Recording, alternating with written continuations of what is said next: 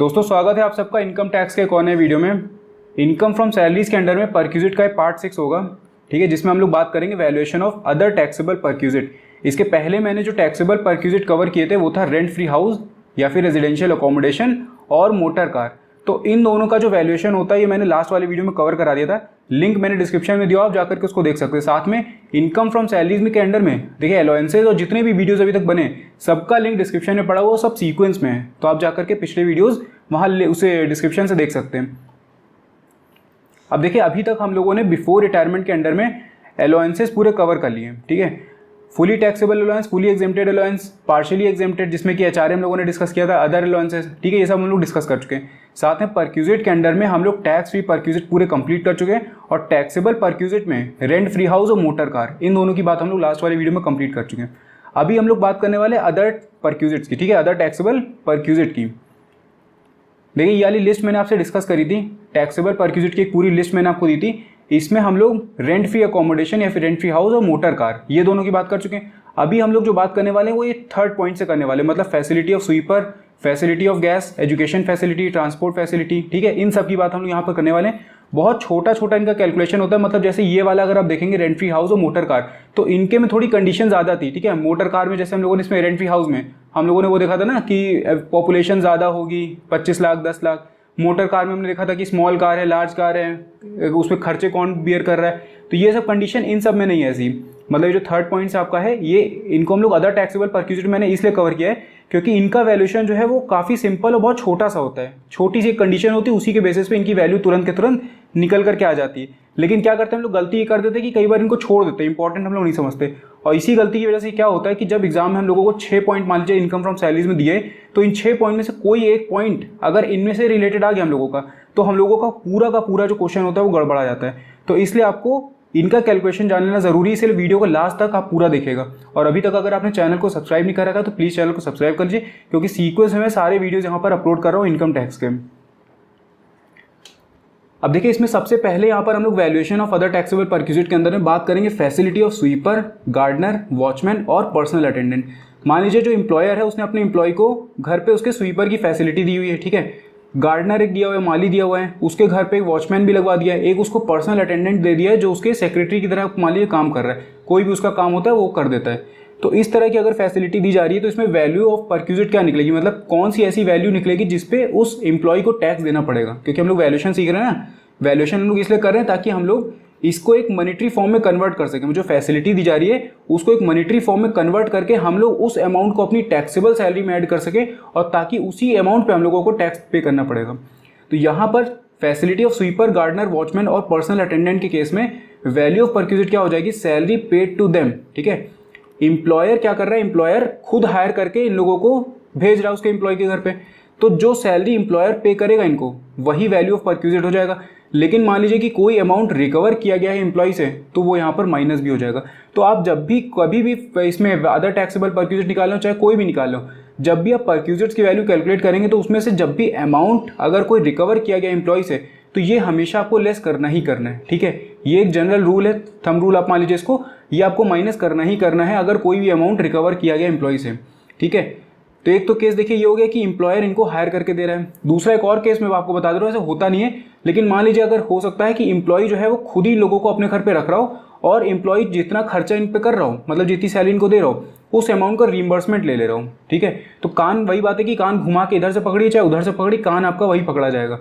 तो चाहे रीइंबर्समेंट हो चाहे एम्प्लॉयर खुद डायरेक्टली इनको पेमेंट कर दे, तो मेन आपका फोकस होगा कि कितनी सैलरी इनको दी जा रही। सपोज साल में इन लोगों को 10,000 रुपये की सैलरी दी गई, ठीक है, और अमाउंट जो रिकवर किया गया वो 2,000 रुपये एम्प्लॉयर से, उसे एम्प्लॉय से रिकवर कर लिया गया। तो अब 10,000 रुपये इनकी सैलरी दी गई, 2,000 रुपये एम्प्लॉय से रिकवर किए गए, तो टैक्स कितने पे देना पड़ेगा, टैक्स यहाँ पर देना पड़ेगा 8,000 रुपये पे, मतलब वैल्यू ऑफ परक्यूजिट क्या हो जाएगी, 8,000 रुपीज़ हो जाएगी। तो ये हो गया facility of sweeper, gardener, watchman और पर्सनल अटेंडेंट। इसके बाद नेक्स्ट बात कर लेते हैं हम लोग facility of gas, electricity and water, ठीक है। मान लीजिए एम्प्लॉयर ने गैस की फैसिलिटी दे रखी है, जो हम लोग एलपीजी सिलेंडर यूज़ करते हैं उसकी फैसिलिटी दे रखी, इलेक्ट्रिसिटी की फैसिलिटी दे रखी है, वाटर की भी फैसिलिटी दे रखी। तो इस केस में क्या होगा, सबसे पहले देखिए यहाँ पर यहाँ पर दो कंडीशन है। एक कंडीशन है जहाँ पर अदर एजेंसी से प्रोवाइड करवाता है एम्प्लॉयर, मतलब मान लीजिए एम्प्लॉयर जो है उसका खुद का कोई प्रोडक्शन हाउस नहीं है, एक नॉर्मल एमएनसी है, वो एमएनसी क्या करती है कि जो बाहर की थर्ड पार्टी एजेंसी होती है उनसे टाई अप कर लेती, वो एजेंसी उनको प्रोवाइड करती, क्योंकि गैस की एजेंसी क्या है, जो गैस की एजेंसी होगी वही प्रोवाइड करेगी गैस की ये सर्विस जो होते हैं। इलेक्ट्रिसिटी की कोई एक अदर एजेंसी प्रोवाइड करेगी, वाटर की कोई एक अलग अदर एजेंसी प्रोवाइड करेगी। तो क्या करता है एम्प्लॉयर कि इन एजेंसी से मान लीजिए कॉन्ट्रैक्ट कर लिया कि आप हमारे एम्प्लॉय को ये सर्विस आप हमारे एम्प्लॉय को देंगे। तो इस केस में क्या होगा कि जब किसी अदर एजेंसी के पास जाकर के एम्प्लॉयर वो सर्विस जो है वो एम्प्लॉय को दिलवाता है, उस केस में वैल्यू ऑफ परक्यूजिट क्या हो जाएगा हमारा, amount paid by the employer to the agency providing these services. ठीक है, जो अमाउंट एम्प्लॉयर पे कर रहा है इन एजेंसीज को, वही अमाउंट क्या हो जाएगा, वैल्यू ऑफ परक्यूजिट हो जाएगा, और माइनस हम लोग क्या कर देंगे, अमाउंट रिकवर्ड फ्रॉम एम्प्लॉय। इसके बाद मान लीजिए कि एम्प्लॉयर का खुद की ही एजेंसी है, खुद उसने एक फैक्ट्री डाल रखी है, उसी में वो गैस की ये सर्विस देता है, इलेक्ट्रिसिटी की भी सर्विस वहीं पे प्रोडक्शन कर लेता है, वो वाटर भी वहीं पे प्रोड्यूस कर लेता है, मतलब वाटर की वो जो निकाल करके नदी से निकाल करके उसको साफ करके उसको क्लीन करके पूरा प्रोसेस होता है वो सब वहीं पे कर लेता है। तो उस केस में क्या होगा, अगर मान लीजिए कि एम्प्लॉयर की खुद की सर्विस है कि खुद फैसिलिटी दे रहे हैं, तो उस केस में कॉस्ट ऑफ प्रोडक्शन हो जाएगा। अगर किसी और से हायर करके दे रहा है तो उनको जो पेमेंट कर रहा है, अगर खुद की सर्विस है तो जो कॉस्ट उसकी आ रही प्रोडक्शन पर यूनिट पर वो हो जाएगी, और minus amount recovered from employee. तो ये किसका केस होगा, if the supply is made from the resources owned by the employer. तो अगर एम्प्लॉयर के खुद के रिसोर्सेज है तो ये वाला केस, अदरवाइज किसी और एजेंसी से करवा रहा तो ये वाला केस। इसके बाद हम लोग बात कर लेते हैं एजुकेशन फैसिलिटी की। देखिए ये वाला काफ़ी इंपॉर्टेंट होता है, कई बार देखने को क्वेश्चंस में मिलता है। इसमें देखिए सबसे पहला जो हम लोग केस डिस्कस करेंगे, ए पॉइंट आपको जो दिख रहा है उसमें इंस्टीट्यूशन जो है वो ओन्ड बाय द एम्प्लॉयर है, मतलब जो एम्प्लॉयर है उसका खुद का एक एजुकेशनल इंस्टीट्यूट है वहाँ पर, या फिर किसी एक ऐसे फ्री एजुकेशनल इंस्टीट्यूशन में पढ़वाता है बच्चों को, उस फ्री एजुकेशनल इंस्टीट्यूशन में वो बच्चों को पढ़वाता है एम्प्लॉय के। अब यहाँ पर इसके अंडर में भी दो केसेस बनेंगे। ठीक है, यहाँ पर एक तो हो गया ओन्ड बाय द एम्प्लॉयर, और इसमें भी दो केसेस हमारे पास में, एक provided to children of employee और एक provided to any other member of the household. तो अगर एम्प्लॉय के खुद के बच्चों को पढ़वाया जा रहा है, ठीक है, एम्प्लॉय के जो बच्चे हैं उनको अगर एजुकेशन दिलवा रहा है एम्प्लॉयर, तो उस केस में वैल्यू ऑफ परक्यूजिट क्या हो जाएगी। देखिए यहाँ पर दो केसेस हैं। ठीक है, यहाँ पर दो केसेस आपके बटेंगे। एक तो होगी जहां पर cost of education does not exceed 1000 rupees per month पर चाइल्ड। ये सेकेंड वाला पॉइंट आप देखिए। ठीक है, if the cost of education, ये जो ब्रैकेट है ना, ब्रैकेट में मैंने कंडीशन लिखी हुई है, सब जगह पे ब्रैकेट्स में मैंने कंडीशन डाली हुई। If the cost of education does not exceed 1000 rupees per month पर चाइल्ड, तो उस केस में वैल्यू ऑफ परक्यूजिट हो जाएगा नील, मतलब वहां पर कोई भी टैक्स उसका नहीं होगा, पूरा का पूरा जो परक्यूजिट है वो एग्जेम्प्ट हो जाएगा टैक्स से। तो अगर ये कब होगा, जब 1000 रुपीज पर मंथ पर चाइल्ड एजुकेशन जो कॉस्ट आ रही है एजुकेशन की वो कम होगी। ठीक है, मान लीजिए 700 रुपये 800 रुपये पर मंथ उसका एम्प्लॉयर का लग रहा है, तो उस तरीके से ये जो कॉस्ट ऑफ एजुकेशन है वो कम हो जाती है 1000 से, तो वहाँ पर नील हो जाएगा। इन केस इसको एक्सीड करती है 1000 रुपये से, अगर एक्सीड कर रही है, तो जैसे ही 1000 रुपये से एक्सीड करेगी तो उस केस में आप ये देखेंगे कि cost of education in a similar institute क्या पड़ रही है बच्चों को प्रोवाइड करने में। मान लीजिए ये एक एम्प्लॉयर का था, ठीक है, ये हमारे एम्प्लॉयर का इंस्टीट्यूट था, और ये एक थर्ड पार्टी का किसी दूसरे अदर उसका वो था जो पब्लिकली ओपन था इंस्टीट्यूट। अब यहाँ पर जो एम्प्लॉयर का स्कूल है उसमें उसके एम्प्लॉय के बच्चे पढ़ रहे हैं, और यहाँ पर जो उसका थर्ड पार्टी है, यहाँ पर पब्लिक पार्टी मतलब ओपन है, सबके लिए ओपन है। तो यहाँ पर जो पब्लिक के लिए ओपन है, ठीक है, पब्लिक इंस्टीट्यूट है, वहाँ पर जो कॉस्ट आ रही है एक बच्चे को पढ़ाने में, उसी कॉस्ट को हम लोग ले लेंगे, क्योंकि ये देखिए सिमिलर इंस्टीट्यूट है, मतलब अगर ये टेक्निकल इंस्टीट्यूट है और ये भी अगर टेक्निकल इंस्टीट्यूट है मान लीजिए, तो उस केस में क्या हो जाएगा कि जो कॉस्ट यहाँ पर लग रही है इस जगह पे, ये दूसरी अदर इंस्टीट्यूट में, वही कॉस्ट हम लोग यहाँ पर उठा लेंगे। ठीक है, एम्प्लॉयर की चाहे जितनी कॉस्ट आ रही हो हमको उससे मतलब नहीं है, यहाँ पर जो कॉस्ट आ रही है हम लोग वो कॉस्ट यहाँ पर उठा लेंगे। तो यहाँ पर क्या दिया है, cost of education in a similar institute if the cost of education exceeds ₹1000 rupees per month पर चाइल्ड और minus amount recovered from employee, तो होगा ही होगा। तो दो केस हो गए यहाँ पर, अगर 1000 रुपीज पर मंथ पर चाइल्ड से कॉस्ट ऑफ एजुकेशन कम होती है तो वैल्यू नील हो जाएगी, अगर cost of education 1000 rupees per month से ज़्यादा होती है तो वहाँ पर क्या हो जाएगा, cost of education in a similar institute. ठीक है, इसके बाद मान लीजिए किसी और मेंबर को प्रोवाइड की जाती है, किसी और उसके रिलेटिव को प्रोवाइड की जा रही है एजुकेशन, तो उस केस में सिंपल चीज़ है कि यही उसमें 1000 वाली जो एग्जेम्पशन है वो हट जाती है, सिर्फ यहाँ पर क्या हो जाएगा, cost of education in a similar institute minus amount recovered from employee. तो अगर बच्चों को पढ़वाया जा रहा है तो उस केस में नील वाली एग्जेम्पशन वाली लिमिट आएगी, अदरवाइज किसी और मेंबर को पढ़वाया जा रहा है वहाँ पर कोई भी एग्जेम्पशन नहीं, पूरे के पूरे अमाउंट पर टैक्स उसको देना पड़ेगा। और अगर मान लीजिए एम्प्लॉयर का खुद का इंस्टीट्यूट नहीं या फिर फ्री एजुकेशनल इंस्टीट्यूशन नहीं है वहाँ पे, तो फिर किसी अदर इंस्टीट्यूट में वो पढ़वाएगा बच्चों को। जैसे हम लोगों ने देखा ना थर्ड पार्टी वो पब्लिक वाला, तो उसमें अगर वो पढ़वा रहा है बच्चों को, तो वहाँ पर जो खर्चा एम्प्लॉयर का हो रहा है फीस देने में उन बच्चों की, वो खर्चा यहाँ पर क्या हो जाएगा, वैल्यू ऑफ परक्विजिट हो जाएगा। तो ये हम लोगों ने एजुकेशन फैसिलिटी डिस्कस कर ली। अभी मैंने लास्ट में वीडियो के एक क्वेश्चन भी रखा हुआ है जिनमें कोशिश की कि इन सारे पॉइंट्स को इंक्लूड कर लूँ, ठीक है। तो लास्ट तक इसलिए मैं कह रहा हूँ कि वीडियो अगर आप देख रहे हो तो लास्ट तक ज़रूर देखेगा। इसके बाद एक आता है ट्रांसपोर्ट फैसिलिटी, ठीक है। ट्रांसपोर्ट फैसिलिटी में देखिए क्या है, employers companies engage in the carriage of passengers or goods and it provides free or at concessional rates a private journey to the employee or any member of his household. मतलब जो employer की company है वो किस चीज़ में engage है, carriage of passengers में और गुड्स में, ठीक है। गुड्स को लाने ले जाने का काम करती है और पैसेंजर्स को, लोगों को लाने ले जाने का काम वहाँ पे करती है। और ये जो एम्प्लॉयर क्या करता है, प्रोवाइड करता है एक फ्री सर्विस, ठीक है, फ्री जर्नी प्रोवाइड कर दे या फिर एट कंसेशनल रेट यहाँ पर प्रोवाइड कर दे प्राइवेट जर्नी, किसको, एम्प्लॉय को या उसके किसी घर के सदस्य को। तो उस केस में वैल्यू ऑफ परक्विजिट क्या होगा। तो सबसे पहले सेकेंड पॉइंट देखें, वैल्यू ऑफ परक्विजिट नील हो जाएगा अगर जो एम्प्लॉय है वो एयरलाइन या फिर रेलवे सेक्टर से रिलेटेड है, ठीक है। अगर एयरलाइन का है या फिर रेलवे से है तो वहाँ पर नील हो जाएगी। इसका मतलब है कि पूरा का पूरा जो वैल्यू ऑफ परक्विजिट है वो एग्जेम्प्टेड फ्रॉम टैक्स हो जाएगा। लेकिन अगर किसी और पब्लिक ट्रांसपोर्ट सिस्टम में काम कर रहा है वो, तो वहाँ पर वैल्यू ऑफ परक्विजिट क्या हो जाएगी, value at which such facilities provided to the public minus amount recovered from the employee, ठीक है। तो जिस रेट पे जो एम्प्लॉयर है वो पब्लिक को सर्विस प्रोवाइड कर रहा है वो रेट यहाँ पर आ जाएगा और माइनस वही कर देंगे हम लोग अमाउंट रिकवर्ड फ्रॉम एम्प्लॉय, ठीक है। तो ये हो जाएगा। फ्री जर्नी मान लीजिए कि नॉर्मल टिकट जो लगता है एक जर्नी का वो 10,000 रुपये का लगता है, ठीक है। ये नॉर्मल पब्लिक के लिए 10,000 रुपये का लग रहा है। अब एम्प्लॉयर ने मान लीजिए ये जो अपना एम्प्लॉय था उसको या तो ये पूरा का पूरा इसका टिकट फ्री कर दिया कि 10,000 रुपये में उसको कुछ नहीं देना, फ्री में ट्रैवल करे आराम से, तो उस केस में, या फिर मान लीजिए कि अगर वो कंसेशन पे प्रोवाइड कर देता, कह देता कि 4,000 रुपये तुम दे देना, पब्लिक के लिए मैं 10,000 रुपये चार्ज कर रहा हूँ लेकिन तुम्हारे लिए 4,000 रुपये है यहाँ पर, ठीक है। तुम 4,000 रुपये यहाँ पर पेमेंट कर देना और आराम से इसमें ट्रैवल करना। तो अब यहाँ पर इसको कितना देना पड़ेगा, देखिए पहला केस देखिए जो मैंने आपसे पहले कहा कि 10,000 रुपये पे पब्लिक को दिया जा रहा है और एम्प्लॉय ने, एम्प्लॉयर ने एम्प्लॉय से कहा कि तुम आराम से फ्री में ट्रैवल करो, कोई दिक्कत नहीं। 10,000 रुपये का पब्लिक के लिए टिकट है नॉर्मली। तो यहाँ पर देखिए 10,000 रुपये तो क्या हो गया, value at which such facilities provided to public, कितना अमाउंट है 10,000 रुपये में वो प्रोवाइड कर रहा है बाकी पब्लिक को, माइनस कोई अमाउंट रिकवर किया गया यहाँ पे एम्प्लॉय से, नहीं किया गया। तो टैक्स कितने पे देगा वो, 10,000 रुपये पे यहाँ पर टैक्स देगा वो। लेकिन अगर मान लीजिए एम्प्लॉय कहता है कि नहीं कंसेशन पे हम देंगे, फ्री नहीं देंगे, तुम 4,000 रुपये हमको पेमेंट कर देना और बाकी इसके लिए 10,000 है, लेकिन तुम्हारे लिए क्योंकि तुम एम्प्लॉय हो तो तुम्हारे लिए 4,000 रुपये में हम सर्विस प्रोवाइड कर देंगे। तो अब यहाँ पर कितना अमाउंट रिकवर किया गया इससे, 4,000 रुपये। तो अब ये टैक्स कितने पे देगा, 6,000 रुपये पे, ठीक है। क्योंकि पहले क्या था, पहले उसको फ्री में दे दिया तो पूरा का पूरा अमाउंट जो था वो टैक्सेबल हो गया, लेकिन यहाँ पर उससे रिकवरी कर ली गई 4,000 रुपये पे, तो अभी 10,000 पे क्यों टैक्स देगा, 4,000 रुपये पे माइनस भी तो करेगा। तो अब ये टैक्स कितने पे देगा, 6,000 रुपये पे, यानी कि यही क्या हो जाएगी, वैल्यू ऑफ परक्विजिट हमारी हो जाएगी। इसके बाद आता है इंटरेस्ट फ्री और कंसेशनल लोन, ठीक है। इंटरेस्ट फ्री और कंसेशनल लोन का देखिए मतलब क्या है। अब ये वाला पहला पॉइंट आप देखें, इसको देख के आपको याद आएगी टैक्स फ्री परक्विजिट की कुछ, यहाँ पर दिया है value of perquisite is equals to nil. Interest free और कंसेशनल लोन देखिए मैं बता दे रहा हूँ आपको क्या होता है।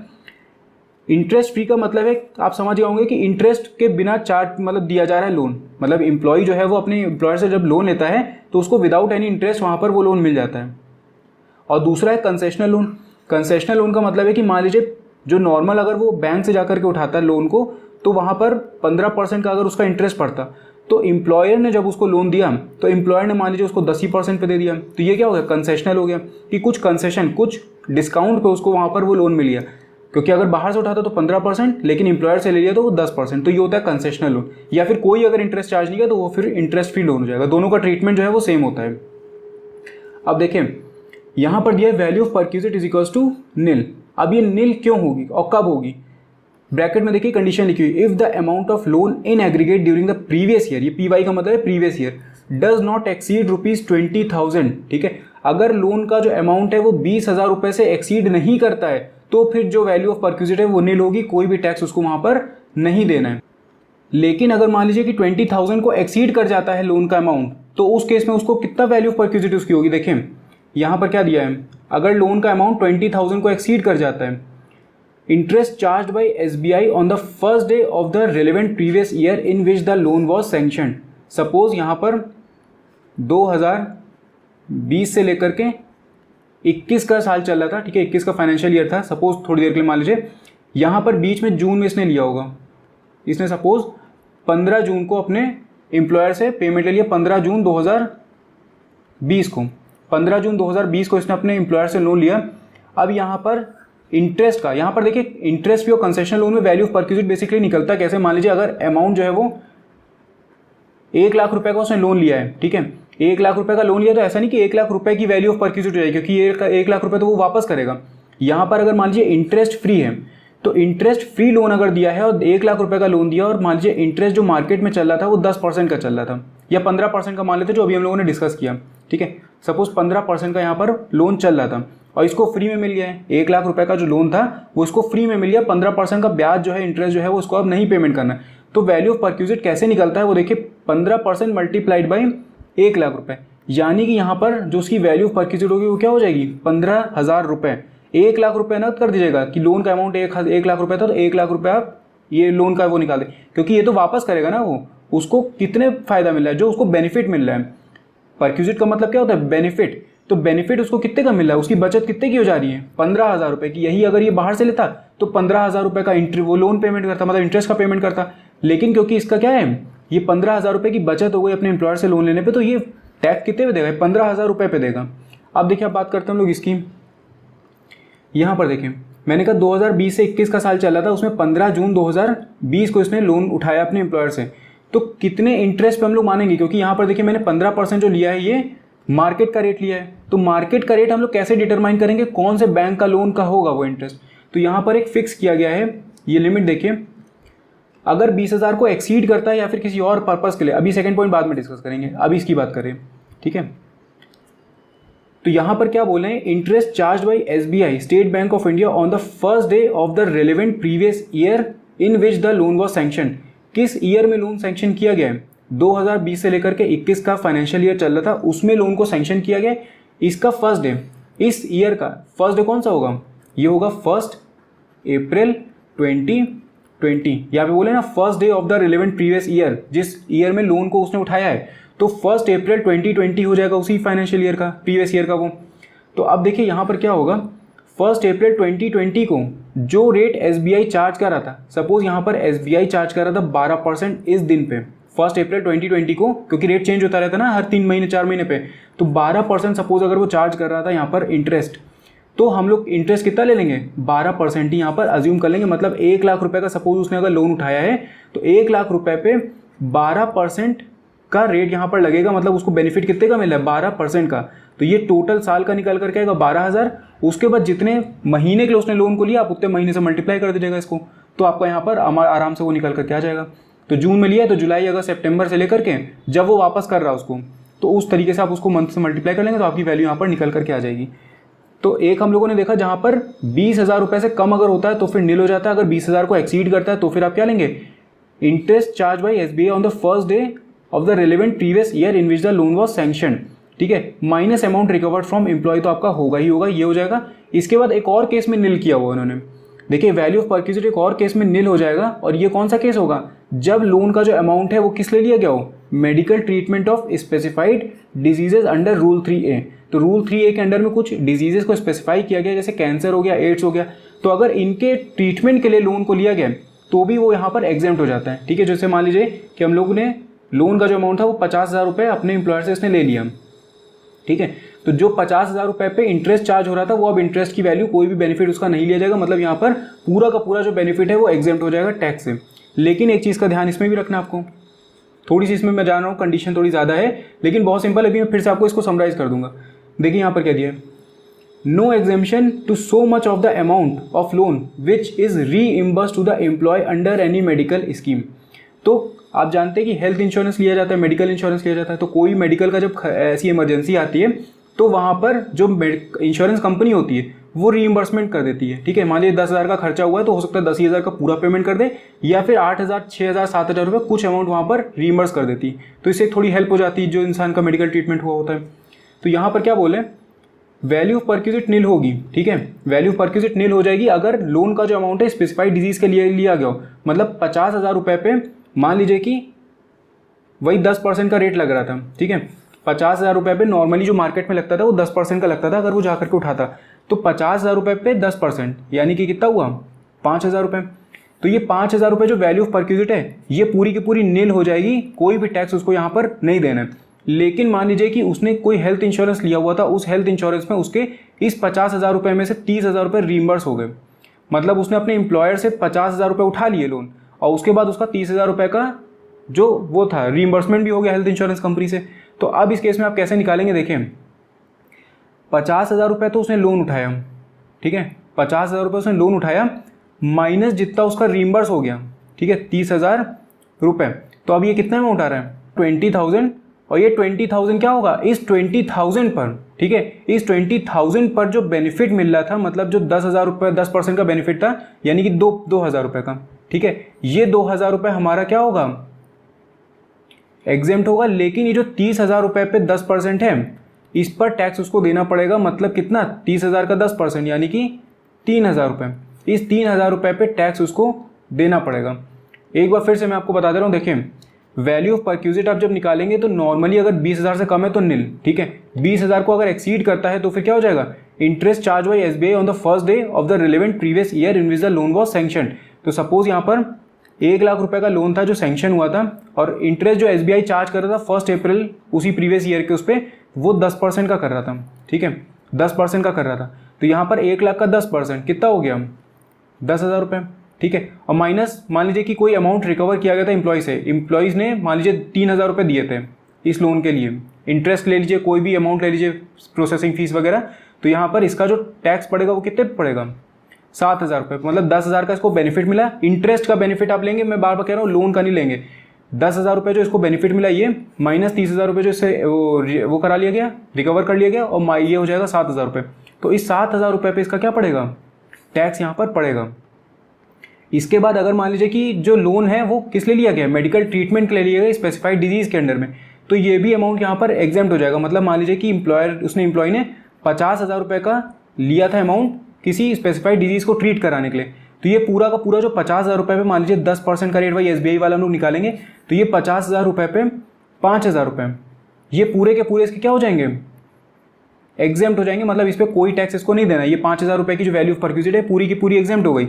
लेकिन अगर मान लीजिए यहाँ पर इसने कोई हेल्थ इंश्योरेंस ले रखा, उसमें इसके 30,000 रुपये क्या हो गए रीइंबर्स हो गए, ठीक है, जो 30,000 रुपये रीइंबर्स हो गए। अब सिंपल सा आप ये समझ लीजिए कि जितने अमाउंट पे रीइंबर्समेंट इसको मिला है उस पे का जो बेनिफिट है उस पे उसको टैक्स देना पड़ेगा। मतलब ये जो 30,000 का 10% होगा यहाँ पर यानी कि 3,000 रुपये, ये 3,000 रुपये पे इसको यहाँ पर टैक्स देना पड़ेगा। और इसका एग्जेम्प्ट कितना होगा एग्जेम्प्ट इसका होगा 50,000 माइनस 30,000 रुपये, तो ये निकलेगा 20,000 रुपये, ठीक है। 20,000 रुपये पे 10% आप लगाएंगे तो ये 20,000 रुपये पे 10% यानी कि कितना हो गया 2,000। मतलब आपको ये निकालने की जरूरत नहीं, मैं बस बता दे रहा हूँ आपको। तो ये 2,000 रुपये पे जो है ये आपका एग्जेम्प्ट हो जाएगा, नील हो जाएगा, ठीक है। 20,000 रुपये पे जो बेनिफिट है वो उस पर कोई टैक्स नहीं लगेगा, एग्जेम्प्ट हो जाएगा। लेकिन जितना अमाउंट रीइंबर्स हुआ है उस पर उसको टैक्स देना पड़ेगा। तो ये होता है इंटरेस्ट फ्री और कंसेशनल लोन। इसके बाद देखिए आता है हॉलीडे इंजॉयमेंट। अब हॉलीडे इंजॉयमेंट जो बेनिफिट होता है इसका मतलब ये होता है कि एक सपोज कोई हॉलीडे इंजॉयमेंट होम बना रखा है, जैसे होता है ना एक फार्म हाउस टाइप का एक बना रखा है, ये फार्म हाउस एम्प्लॉयर का है। अब एम्प्लॉयर का अगर है तो एम्प्लॉय को ये फैसिलिटी दी जाती है, जितने भी एम्प्लॉयज़ उनको फैसिलिटी दी जाती है कि वो छुट्टियां चाहें तो वहाँ पर मना सकते हैं। मान लीजिए नैनीताल में कोई एक हॉलीडे इंजॉयमेंट होम उसने बना रखा है, वहीं पे पूरा फार्म हाउस टाइप का है, एम्प्लॉय जाए अपना वहाँ पर अपनी फैमिली के साथ में एंजॉय करें, तो इस तरीके की फैसिलिटी को बोलते हैं हॉलीडे इंजॉयमेंट। अब देखें यहाँ पर वैल्यू ऑफ परक्यूजिट क्या होगी, यहाँ पर वैल्यू ऑफ परक्यूजिट नील हो जाएगी अगर ये जो फैसिलिटी है हॉलीडे इंजॉयमेंट की ये मेंटेन्ड बाय द एम्प्लॉयर, मतलब एम्प्लॉयर की है, and provided to all the employees uniformly, सारे एम्प्लॉयज़ को समान तरीके से बराबर तरीके से ये जो फैसिलिटी है वो दी जाती है, कोई भी डिस्क्रिमिनेशन वहाँ पर नहीं होता, सबको बराबर तरीके से दी जाती, तो उस केस में तो नील हो जाएगी। लेकिन अगर मान लीजिए ये फैसिलिटी जो है वो सारे एम्प्लॉयज़ को बराबर तरीके से ना दी जाए, जैसे सेकंड कंडीशन आप देखिए यहाँ पर क्या बोले, if the facility is maintained by the employer, मतलब ये जो फैसिलिटी है एम्प्लॉयर की है but not provided to all the employees uniformly, तो उस केस में क्या हो जाएगा value at which such facilities provided by other agencies, ठीक है। मान लीजिए कोई एक अदर एजेंसीज भी होती है ना, जैसे जो थर्ड पार्टी की एजेंसीज होती हैं जो प्रोवाइड करती हैं कि आप वहाँ पे जाइए फार्म हाउस पे रहिए, 10,000 20,000 50,000 का खर्चा आपका आएगा, कि एक दिन का 20,000 रुपये, एक दिन का 30,000 रुपये, ठीक है। तो अगर कोई अदर एजेंसी जो प्रोवाइड करे जिस रेट पे, वो रेट फिर यहाँ पर वैल्यू ऑफ परक्यूजिट में हो जाएगा, और अगर कोई अमाउंट रिकवर किया गया तो वो माइनस हो जाएगा। तो दो केस हम लोगों ने भी देखे, अगर maintained by employer and provided to all the employees uniformly तो नील, अगर मेंटेन्ड बाय एम्प्लॉयर है but not provided to all the employees uniformly तो उस केस में क्या हो जाएगा, value at which such facilities provided by other agencies. इसके बाद वैल्यू ऑफ ट्रैवलिंग, ठीक है, ट्रैवल करने में जो खर्चा आ रहा है, टूर करने में जो खर्चा आ रहा है, अकोमोडेशन देने में जो खर्चा आ रहा है, एंड अदर एक्सपेंसेस पेड और reimbursed by the employer for holiday by employee any member of his household. अब देखिए यहाँ पर जो फैसिलिटी थी वो मेंटेन्ड बाय एम्प्लॉयर थी, जो अभी हम लोगों ने पहला केस देखा, यहाँ पर मेंटेन्ड बाय एम्प्लॉयर थी, मतलब एम्प्लॉयर की खुद की फैसिलिटी थी। मान लीजिए कि वो जो ट्रैवल करवा रहा है, बस से अगर ट्रैवल करवा रहा है तो वो बस उसकी एम्प्लॉयर की है, जिस हॉलीडे एंजॉयमेंट उसमें फार्म हाउस में अगर किसी रुकवा रहा है तो वो फार्म हाउस भी उसका एम्प्लॉयर का है। तो जो भी चीज़ें हैं वो सारी सारी एम्प्लॉयर की है। यहाँ दूसरे केस में क्या बोला है वो, अगर एम्प्लॉयर की खुद की नहीं है, ठीक है, वो किसी दूसरी एजेंसी से लेकर के उसको ट्रैवल करवा रहा है, पूरा ट्रैवल का खर्चा, बस का खर्चा, टूर का खर्चा, टूर गाइड वगैरह अगर कोई अलॉट कर रखा है, या फिर एकोमोडेशन दे रखी, जैसे फार्म हाउस की मैंने आपसे बात करी, एंड अदर एक्सपेंसेस पेड और रीइंबर्स, ठीक है, मतलब एम्प्लॉय ने या तो डायरेक्टली पे कर दिया हो या फिर एम्प्लॉय ने पहले खर्चा कर लिया, उसके बाद वो जाकर के अपने एम्प्लॉयर से रीइंबर्समेंट उसका ले रहा है। तो इस केस में क्या होगा, जब अदर एजेंसी से करवा रहा है तो वहाँ पर पैसा देना पड़ेगा। अब वो पैसा एम्प्लॉयर भी दे सकता है और वो पैसा एम्प्लॉय दे करके रीइंबर्स भी करवा सकता है, ठीक है, by the employer for the holiday of by employee or any member of his household, तो दोनों को मिलता है। तो इस केस में वैल्यू ऑफ परक्विजिट क्या हो जाएगा, वैल्यू ऑफ परक्विजिट होगा value of expenditure by the employer, जितना खर्चा एम्प्लॉयर का हुआ, चाहे एम्प्लॉयर पे करे उसमें भी एम्प्लॉयर की जेब से जाएगा, और अगर रीइंबर्समेंट कर रहा है उसका तो भी एम्प्लॉयर की जेब से जाने वाला है। तो जितना भी खर्चा एम्प्लॉयर का हुआ है वो minus amount recovered from the employee, ठीक है, ये हो जाएगा। इसके बाद नेक्स्ट पॉइंट देखें, employee on official tour along with any member of his household, ठीक है, एम्प्लॉय जो है वो अपने ऑफिशियल टूर पे, अपने ऑफिस के पर्पज से किसी टूर पे गया हुआ है, लेकिन कोई उसका मेंबर ऑफ फैमिली, जो मेंबर ऑफ हाउस होल्ड है उसका, वो उसके साथ में उसको अकम्पनी कर रहे हैं। तो उस केस में वैल्यू ऑफ एक्सपेंडिचर वो क्या होगा, वैल्यू ऑफ परक्विजिट देखें, value of perquisite is equal to value of expenditure by the employer in respect of any member of his household minus amount recovered from employee. अब देखिए यहाँ पर अगर कोई ऑफिशियल टूर के लिए employ जा रहा है, अगर ऑफिशियल टूर है तो उसमें उसकी वैल्यू ऑफ परक्विजिट का पैसे पे टैक्स वो क्यों देगा, तो इसीलिए जब ऑफिशियल टूर होता है तो एम्प्लॉय का जो होता है, ठीक है, एम्प्लॉय का जितना भी खर्चा होगा वो उसका क्या हो जाता है, नील हो जाता है, मतलब एक तरीके से पूरा का पूरा एग्जेम्प्ट हो जाता है यहाँ पर टैक्स से। लेकिन अब यहाँ पर देखें, अगर कोई उसके मेंबर ऑफ हाउस होल्ड भी उसको कैरी कर रहा है, ठीक है, मतलब उसके साथ में अगर वो कंपनी उसको किया हुआ है, तो फिर उसका पैसा एम्प्लॉय, वो जो एम्प्लॉयर है वो क्यों देगा। तो इसीलिए यहाँ पर वैल्यू ऑफ परक्विजिट क्या हो जाता है, value of expenditure by the employer in respect of any other, जो भी मेंबर उसका साथ में जाएगा, any member of his household, ठीक है, उसका पैसे पे टैक्स उसको देना पड़ेगा, minus amount recovered from employee, ठीक है। सपोज यहाँ पर टोटल खर्चा 50,000 रुपये का आया था एम्प्लॉयर का, और एम्प्लॉयर का खर्चा जो था इसमें 30,000 रुपये मान लीजिए एम्प्लॉय का था, ठीक है, 30,000 रुपये एम्प्लॉय का था और 20,000 रुपये उसके जो अदर मेंबर था उसका था। तो ये 30,000 रुपये तो एग्जेम्प्ट हो जाएगा, लेकिन टैक्स इसको इस पर 20,000 रुपये पे यहाँ पर देना पड़ेगा, जो अदर मेंबर का था उस पर यहाँ पर टैक्स उसको देना पड़ेगा। इसके बाद लास्ट आता है, देखिए, official tour extended as vacation.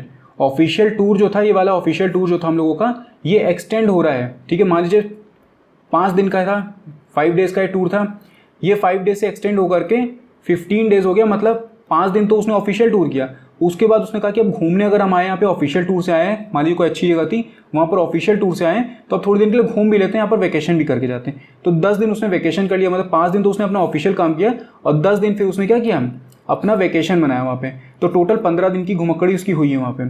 तो अब देखिए क्या होगा, वैल्यू ऑफ परक्विजिट यहाँ पर क्या निकल के गया, value of expenditure by the employer in respect of extended period. देखिए 5 दिन का तो ऑफिशियल टूर था तो वो तो एग्जेम्प्ट करेगा एम्प्लॉय, वो जो एम्प्लॉयर है, लेकिन ये जो 10 दिन की उसने वेकेशन मजे उड़ाए हैं वहाँ पे, तो ये 10 दिन का पैसे पे तो टैक्स उसको देना पड़ेगा, जो भी खर्चा वो करवा रहा है।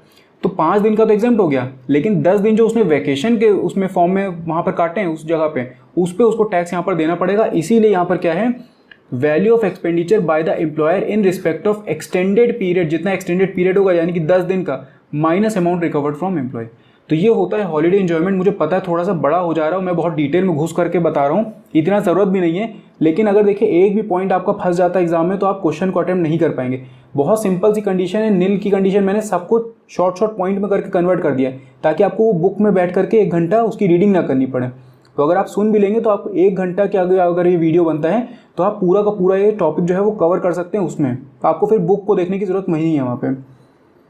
इसके बाद आता है फ्री फूड। अब फ्री फूड में देखिए यहाँ पर क्या दिया है, tea snacks at working place value of perquisite nil, मतलब चाय समोसा स्नैक्स ये सब उसको वर्किंग प्लेस में मिल रहा है, मतलब अपनी सीट पे जाके काम जब कर रहा है वो, तो वहाँ पर उसकी सीट पे आता है ना, चाय आ जाता है, समोसा आ जाता है, तो अगर वहाँ पर उसको स्नैक्स मिल रहे हैं वर्किंग प्लेस पे तो फिर वैल्यू ऑफ परक्यूजिट नील हो जाएगी।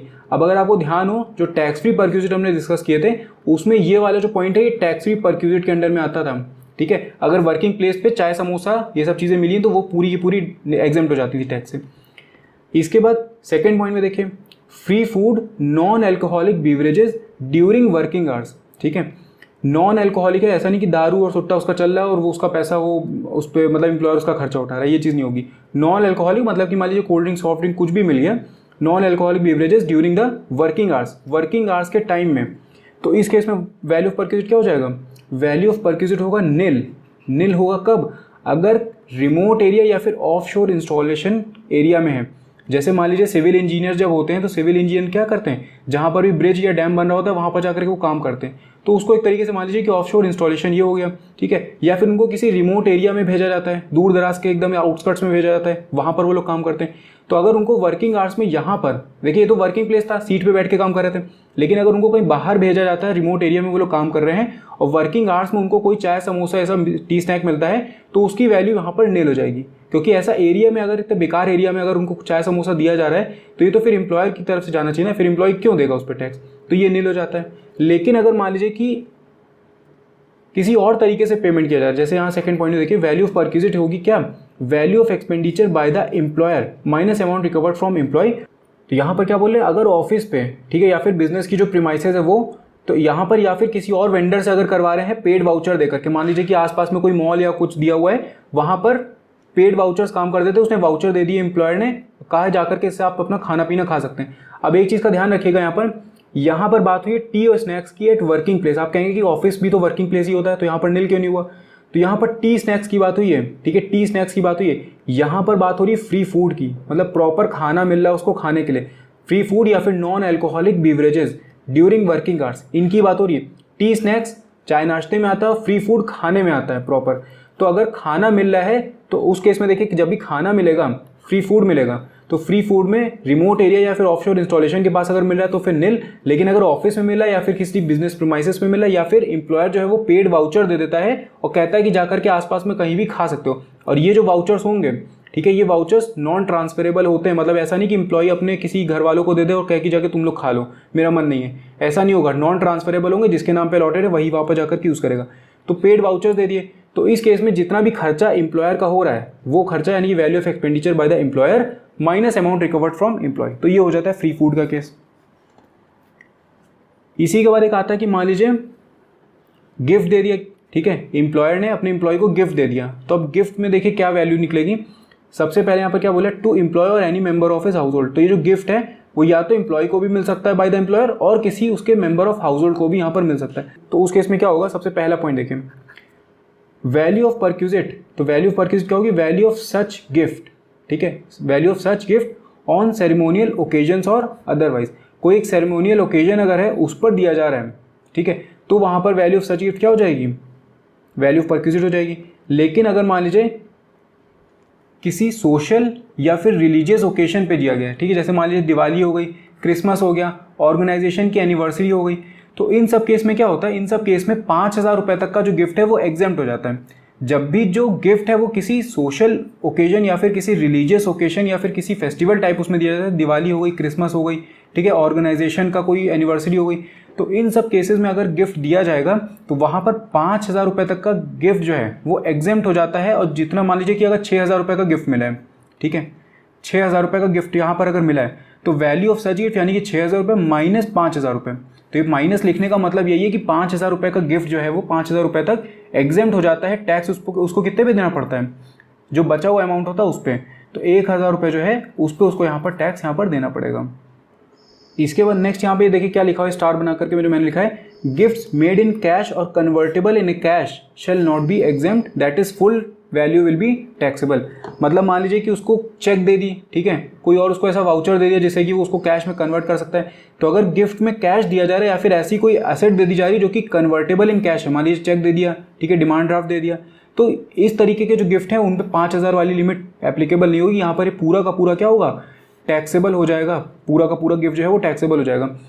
तो क्या देखा हम लोगों ने, अगर सेरेमोनियल ओकेजन्स पर दिया गया है तो जितनी वैल्यू होगी उस गिफ्ट की वो पूरी की पूरी, मतलब कोई भी एग्जेम्पशन लिमिट वहाँ पर नहीं दी गई है। अगर किसी फेस्टिवल पे दिया जा रहा है या फिर ऑर्गेनाइजेशन की एनिवर्सरी हो गई, क्रिसमस, दिवाली, न्यू ईयर, ये सब पे दिया जा रहा है तो 5,000 रुपये तक का गिफ्ट जो है वो एग्जेम्प्ट हो जाता है। उसके बाद जितना भी अमाउंट एक्स्ट्रा होता है उस पर टैक्स देना पड़ता है। लेकिन अगर कोई ऐसा गिफ्ट दिया गया जो कि कैश में है या फिर कन्वर्टेबल इन कैश है तो पूरे के पूरे अमाउंट पे वहाँ पर टैक्स पड़ता है, कोई एग्जेम्पशन वहाँ पर नहीं मिलेगी।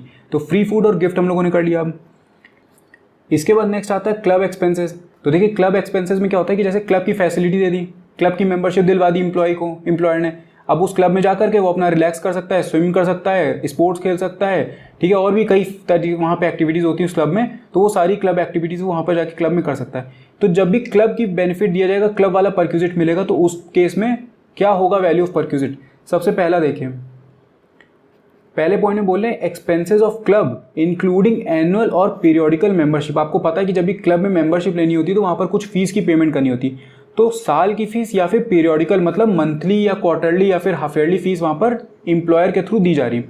तो यहाँ पे क्या बोले, एक्सपेंसेस ऑफ क्लब, जो एक्सपेंसेस होंगे क्लब के वो including annual fees and periodical fees paid या फिर पेड बाय द एम्प्लॉयर या फिर रीइंबर्स बाय द एम्प्लॉयर हो for employ or any member of his household. तो एम्प्लॉय को भी मिल सकता है और उसके किसी मेंबर ऑफ हाउस होल्ड को भी यहाँ पर मिल सकता है।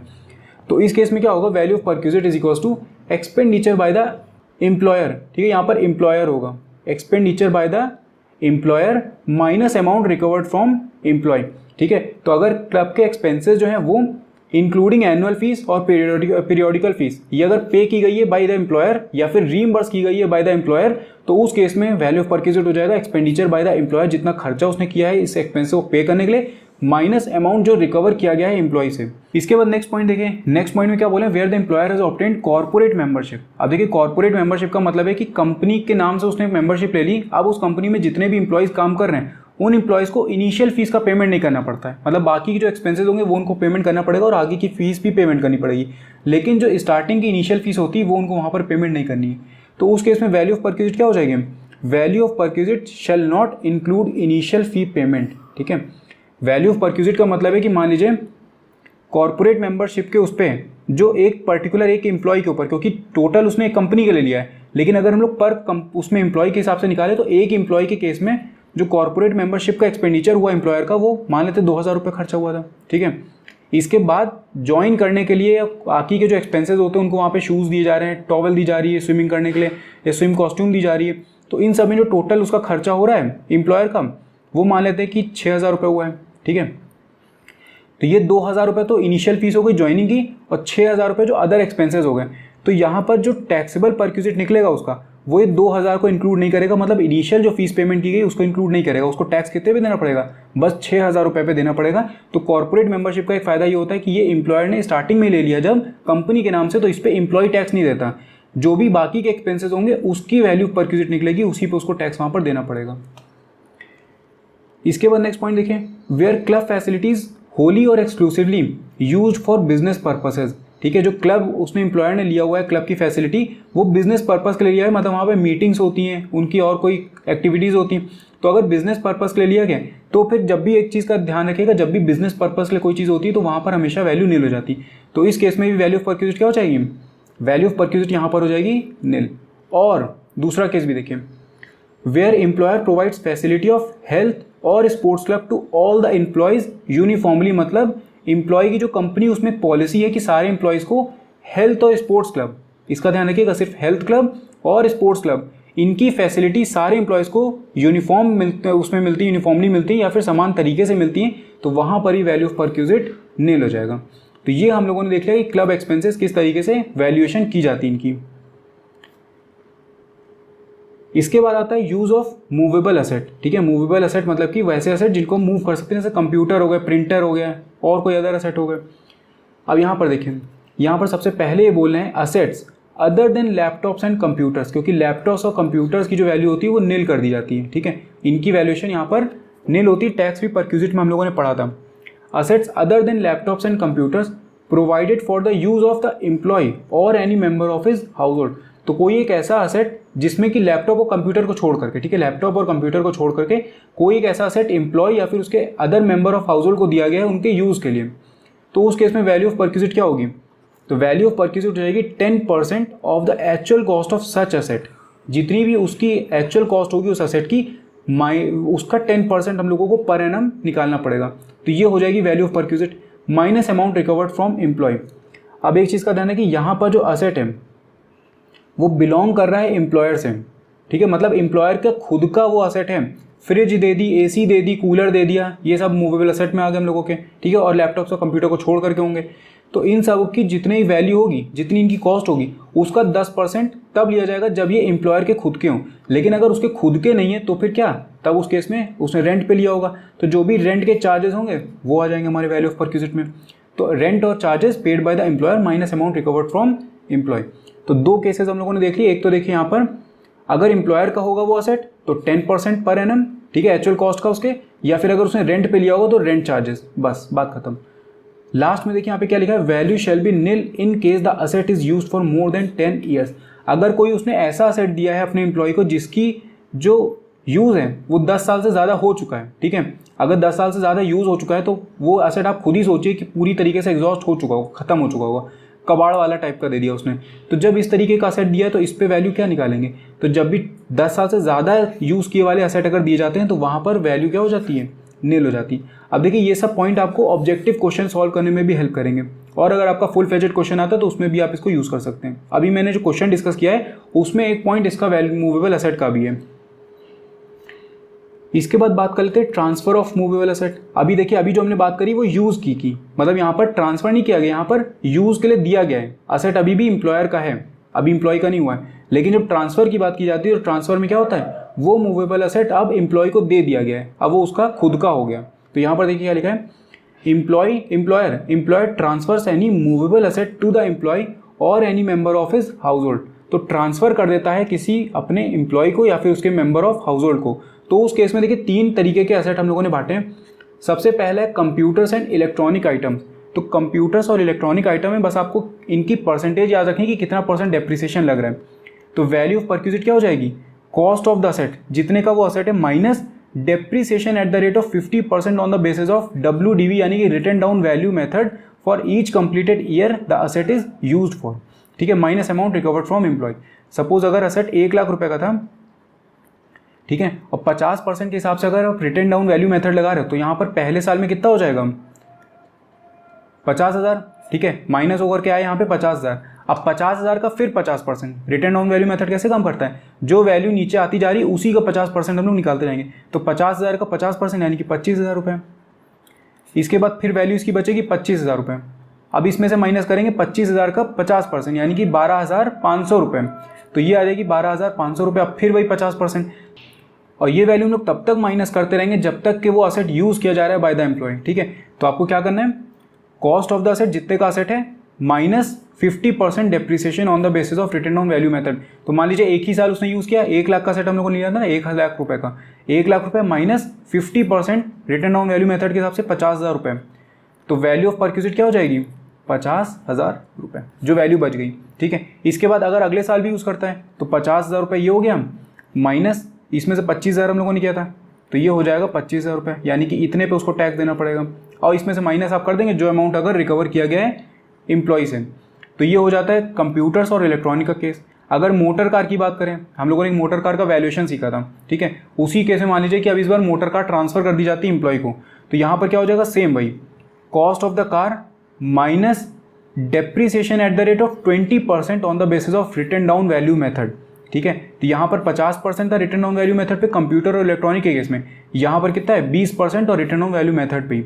इसके बाद लास्ट आता है जिसके अलावा कोई अगर एसेट बच जाते हैं मूवेबल एसेट, तो उस केस में क्या होगा 10% on the basis of straight line method, ठीक है। 10% स्ट्रेट लाइन मेथड का मतलब है कि अगर 1 लाख रुपए का एसेट है और 10% डेप्रिसिएशन इस पर लग रहा है तो 10% 1 लाख रुपए का 10,000 रुपये, तो हर साल ये 10,000 रुपये ही यहाँ पर माइनस होंगे। तो ये 10,000 रुपये होता है स्ट्रेट लाइन मेथड के हिसाब से। तो इसमें लगेगा 10% अदर मूवेबल एसेट के केस में, 20% मोटर कार में और 50% कंप्यूटर और इलेक्ट्रॉनिक के केस में। तो ये हम लोगों ने जितने भी वैल्यूएशन वाले परक्यूजिट थे, टैक्सेबल परक्यूजिट, उन सब की बात हम लोगों ने कर ली है। इसके बाद देखिए एक छोटा सा पॉइंट और बच जाता है। अगर मान लीजिए एम्प्लॉयर जो है अपने एम्प्लॉय को कोई स्पेसिफाइड सिक्योरिटी दे देता, मान लीजिए शेयर्स दे दिए, अपने कंपनी के स्टॉक्स दे दिए, ठीक है, ये सब हो गए। या फिर स्वेट इक्विटी शेयर्स, ये आपने सुना होगा, ठीक है, जो एम्प्लॉइज़ को दिए जाते हैं। तो इन सब की बात अगर हम लोग करें तो यहाँ पर वैल्यू ऑफ परक्विजिट क्या होती है, टैक्सेबल वैल्यू या फिर value of perquisite of the specified securities or sweat equity shares shall be the fair market value on the date on which the option was exercised by the employee। तो मान लीजिए 2020 से लेकर के 21 का साल चल रहा था, इसमें वही 15 जून को, सेम वही ले लेते हैं, 15 जून को मान लीजिए कि उसको एक्सरसाइज करने के लिए ऑप्शन दिया गया, तो उसने 15 जून को ही एक्सरसाइज कर लिया।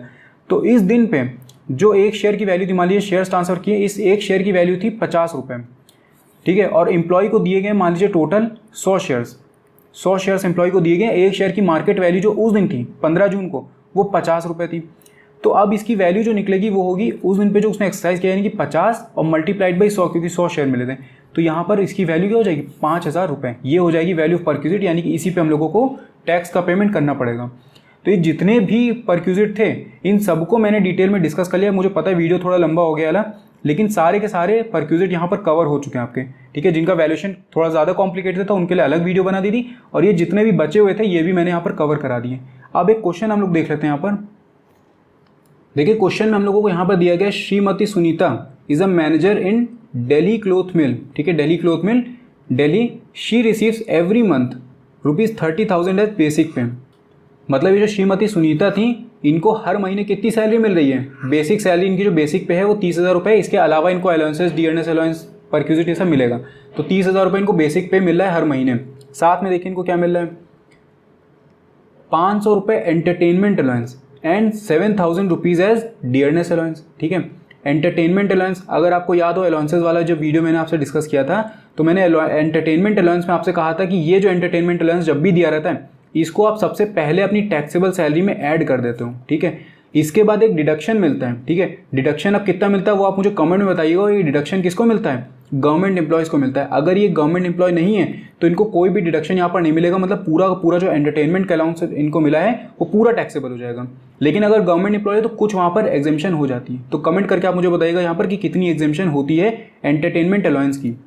अब देखें 30,000 रुपये इनकी बेसिक पे हो गई, 500 रुपये इनका एंटरटेनमेंट अलाउंस हो गया, और 7,000 रुपये इनका डियरनेस अलाउंस हो गया। इसके बाद यहाँ पर हमको अदर उसकी टैक्सेबल परक्विजिट की वैल्यू दी गई। अब देखें यहाँ पे सबसे पहले पॉइंट में बोले she was a house but the company has provided her with the following amenities. उनका खुद का घर था लेकिन कंपनी ने उनको कुछ एक्स्ट्रा बेनिफिट वहाँ पर अपने घर पे प्रोवाइड किए हुए थे। सबसे पहला पॉइंट देखिए, a gardener, a sweeper and a servant who are each paid ₹300 per month. Second point में देखिए, free use of the refrigerator costing ₹5,000, ठीक है।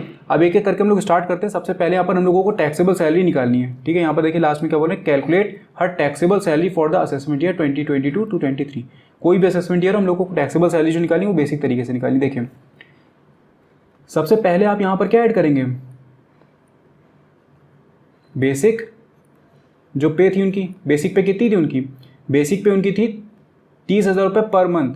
तो यहाँ पर आ जाएगा 30,000 मल्टीप्लाइड बाई 12, तो ये निकल कर आएगा 3,60,000, ठीक है, 3,60,000 रुपीज़। इसके बाद देखें, इसके बाद बोला है 500 रुपये एज एंटरटेनमेंट अलाउंस, मंथली है ये, ठीक है। मंथली 500 रुपये उनको एंटरटेनमेंट अलाउंस मिल रहा है। तो एंटरटेनमेंट अलाउंस पहले ऐड हो जाएगा, तो ये हो जाएगा एंटरटेनमेंट अलाउंस। मैंने शॉर्ट में लिख दिया एंटरटेनमेंट अलाउंस कितना था, 500 रुपये पर मंथ, यानी कि पूरे साल का कितना हो जाएगा 500 × 12, तो ये हो जाएगा 6,000 रुपीज़।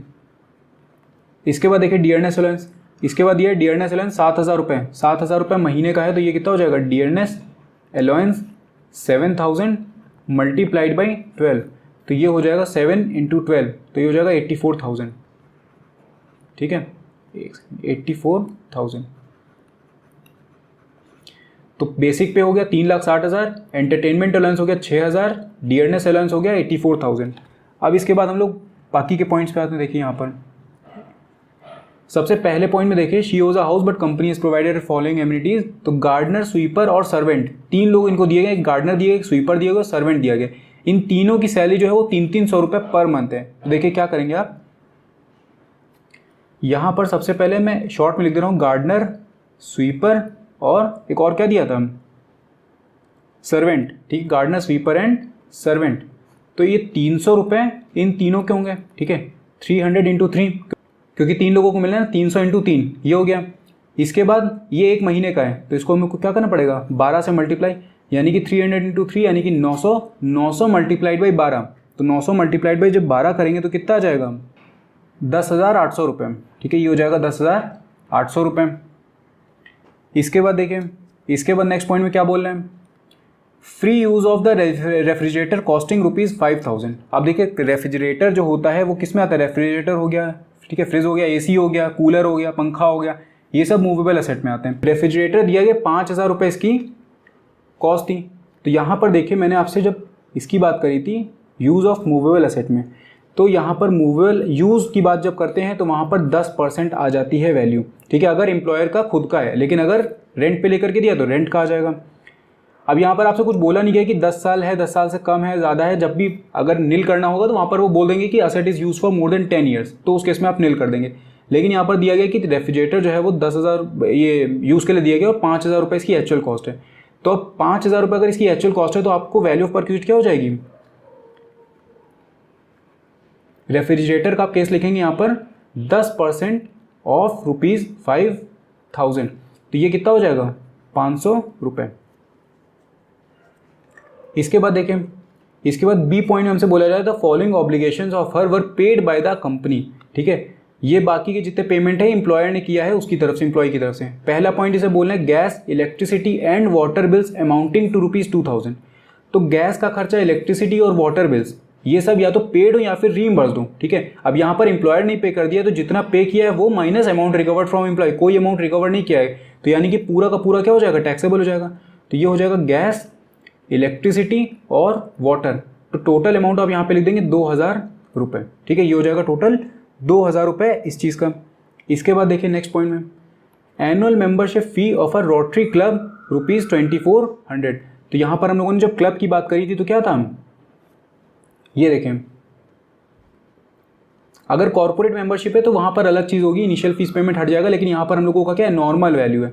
तो expenditure by the employee minus amount recovered from employee, तो एक्चुअल एक्सपेंडिचर कितना हो रहा है यहाँ पे 2400 का, तो 2400 हम लोगों का क्या हो जाएगा, टैक्सेबल हो जाएगा। तो यहाँ पर क्लब की बात लिखेंगे तो क्लब की जो परक्यूजिट है वो हो जाएगा 2400। इसके बाद देखें सी पॉइंट में बोले the company has provided the facility of a small car, the car is use for private purposes also besides official use. ठीक है, यानी कि कार जो है, अब ये वाला मोटर कार वाले से वीडियो से रिलेटेड है, तभी मैं आपसे बार बार बोल रहा हूँ कि लिंक मैंने सबका डिस्क्रिप्शन में दिया हो, जा करके पिछले वीडियो अगर देख लेंगे, देखिए तो लिंक आप कर पाएंगे एक दूसरे वीडियो से, आगे के जितने भी आने वाले वीडियोज़ हैं उन सबसे आप पीछे के वीडियोज़ को लिंक कर पाएंगे और पूरा कंप्लीट चैप्टर आपको यहाँ पर मिल जाएगा। यहाँ पर क्या है, स्मॉल कार दी गई है, प्राइवेट और ऑफिशियल दोनों यूज़ उसका कर रहा है वो। ठीक है, and all the expenses including the driver salary are बॉन्ड बाय द कंपनी। तो अब आपको अगर याद हो तो जब भी कार का मिक्स्ड यूज़ होता है, ठीक है, अगर मिक्स्ड यूज़ होता है तो उसमें मैंने आपसे कहा था कि आप दो चीज़ें देखेंगे, खर्चा जो है वो एम्प्लॉयर उठा रहा है या फिर खर्चा एम्प्लॉय उठा रहा है। अगर यहाँ पर खर्चा एम्प्लॉयर उठा रहा है, यहाँ पर खर्चा कौन उठा रहा है, देखिए कंपनी उठा रही है। ठीक है, तो जब भी एम्प्लॉयर एम्प्लॉई दोनों में आपको बांटना पड़ता है स्मॉल कार और लार्ज कार, यहाँ पर भी स्मॉल कार और लार्ज कार। तो अगर इसके मिक्स्ड यूज़ हो रहे हैं, मिक्स्ड यूज़ के केस में अगर एम्प्लॉयर खर्चा बियर कर रहा है तो स्मॉल कार में जो उसका वैल्यू ऑफ परक्यूजिट निकलती है वो कितनी होती है, 1,800 रुपये पर मंथ। ठीक है, 1,800 रुपये पर मंथ और प्लस 900 रुपये ड्राइवर के। इसी में लार्ज कार की जब बात करते हैं, लार्ज कार में कितना हो जाता है, 2,400 रुपये पर मंथ और प्लस 900 रुपये उसके ड्राइवर के। एम्प्लॉय की बात करें तो एम्प्लॉय में कितना हो जाता है, स्मॉल कार में 600 और लार्ज कार में 900 रुपये। तो यहाँ पर आपका मिक्स यूज़ हो रहा है, एम्प्लॉयर बियर कर रहा है और स्मॉल कार दी गई है, तो स्मॉल कार में 1,800 रुपये पर मंथ इसके और 900 रुपये ड्राइवर के। तो अब देखिए यहाँ पर आप क्या करेंगे, यहाँ पर आप लिखेंगे कार की, मोटर कार की वैल्यूएशन। तो मोटर कार का आपका जो अमाउंट निकलेगा वो कितना होगा, एक तो देखिए 1,800 रुपये और प्लस 900 रुपये करेंगे तो इसको डायरेक्टली मैं लिख दे रहा हूँ यहाँ पे 2,700 रुपये। ठीक है, ये हो जाएगा 2,700 पर मंथ है, तो मल्टीप्लाइड बाई 12 आप इसको करेंगे तो ये आपका निकलेगा 2,700 मल्टीप्लाइड बाई 12, तो ये वैल्यू आ जाएगी 32,400 रुपीज़। ठीक है, 32,400 रुपीज़, क्योंकि ड्राइवर भी दिया गया था ना यहाँ पे। ये देखिए जब ड्राइवर ना दिया होता तो सिर्फ हम 1800 इंटू 12 करते, लेकिन ड्राइवर भी दिया गया है तो ड्राइवर की फैसिलिटी का जो शॉफर होता है उसका क्या हो जाता है, 900 रुपये पर मंथ उसका फिक्स है, तो ये हो जाएगा 32,400। इसके बाद देखिए नेक्स्ट पॉइंट में, इसके बाद डी पॉइंट में देखिए यहाँ पे क्या बोले हैं, her son is studying in a school run by the company, ऐसे स्कूल में पढ़ रहा है उनका बच्चा जो कि कंपनी के थ्रू रन किया जा रहा है। The annual expenses incurred by the company पर स्टूडेंट, एक स्टूडेंट पे जो कंपनी का खर्चा आ रहा है साल में वो कितना आ रहा है, 3600 रुपीज़ आ रहा है। बट इफ़, यहाँ पर इफ़ होगा, ठीक है, but if he had been sent for education to a similar school, मतलब अगर उसको कंपनी के स्कूल में ना भेज करके उस बच्चे को अगर किसी सिमिलर स्कूल में भेजा जाता तो उस केस में उसका अमाउंट कितना खर्चा होता, 1200 रुपये का वहाँ पर खर्चा आता, ठीक है, 1200 रुपीज़ का यहाँ पर साल में उसका खर्चा आता। Would have been payable during the year.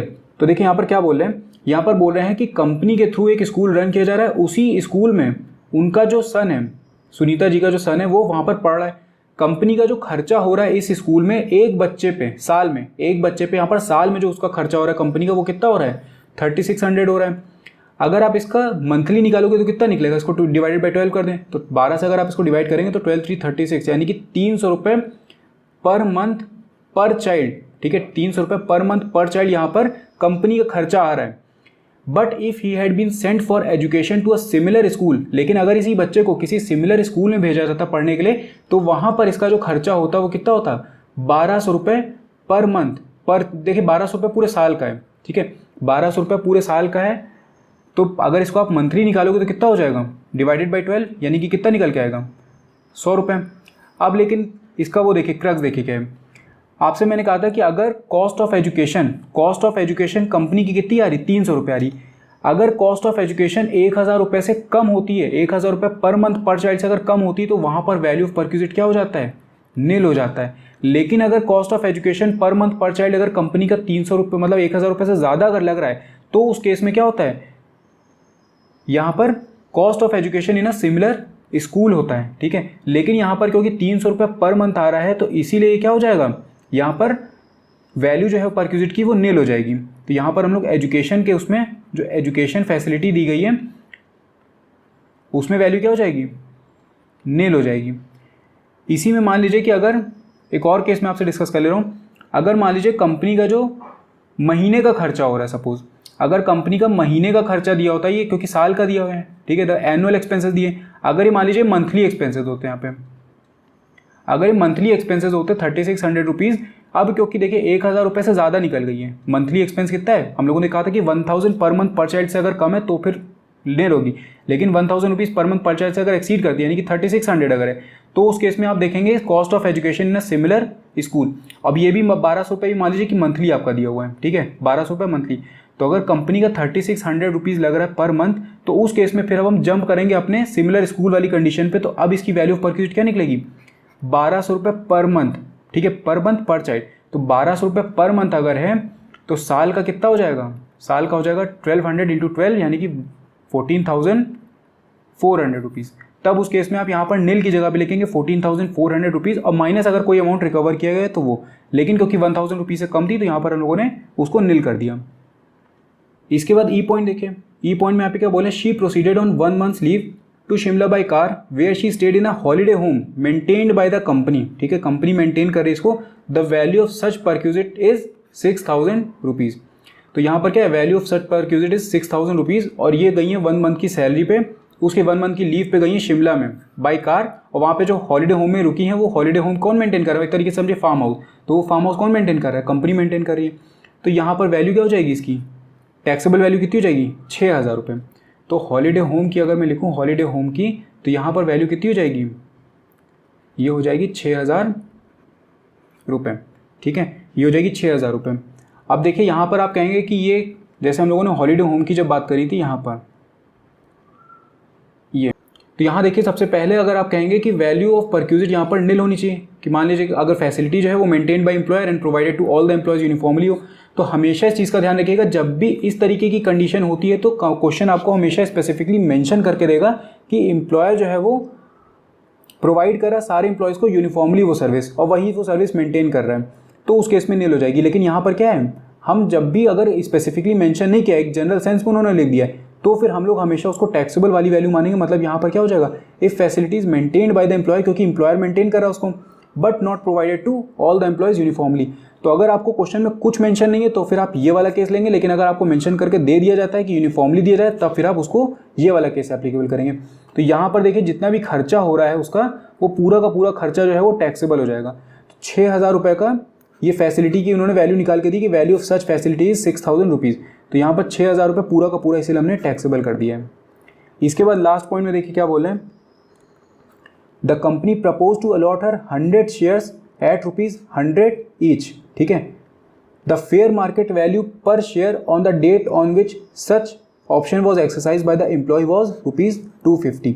तो 100 रुपये का एक शेयर था, मतलब उसकी जो बुक वैल्यू थी वो 100 रुपये थी, लेकिन मार्केट में उसकी जो वैल्यू है वो कितनी है, जिस दिन एक्सरसाइज किया गया वो ऑप्शन 250 रुपये, और 100 शेयर इनको दिए गए, तो वैल्यू कितनी हो जाएगी परक्यूजिट की।